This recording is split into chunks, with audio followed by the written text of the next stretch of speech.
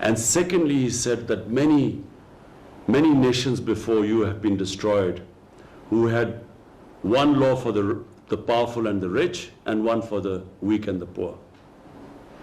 In other words, nations which did not have rule of law,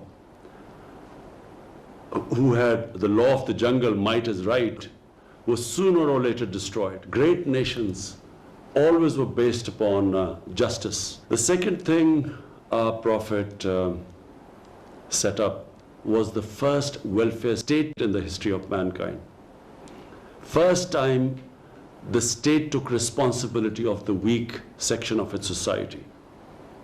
The poor, the orphans, the widows, even the elderly, because pensions were first time we heard of pensions was in the time of the second Khalifa, Hazrat Umar, where the state took responsibility of the old. So this was a unique state. First, it took care of its weak, and secondly, it brought the powerful under the law.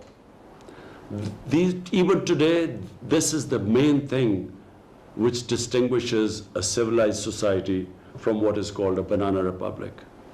And the societies that are closer to these two principles are the ones that are prosperous, and the other societies which do not have rule of law and which do not have compassion are relegated to the dustbin of history.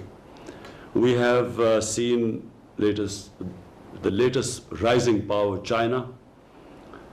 The Chinese took out over 700 million people in 30 years. They took them out of poverty. In other words, they thought about the weak in the society. And secondly, over 400 ministerial level positions, people were thrown into jails for corruption. In other words, they brought the powerful under the law. This is, in my opinion, the basis of a society which emerges, which grows, which ascends. And it was on these principles the state of Medina was based upon. And in human history, it was the most remarkable turnaround. It's one of the most remarkable things in human history that within 12 years, the Romans had collapsed in front of this new revolution. And in another year, the other superpower, the Persians, had collapsed under this new ideology.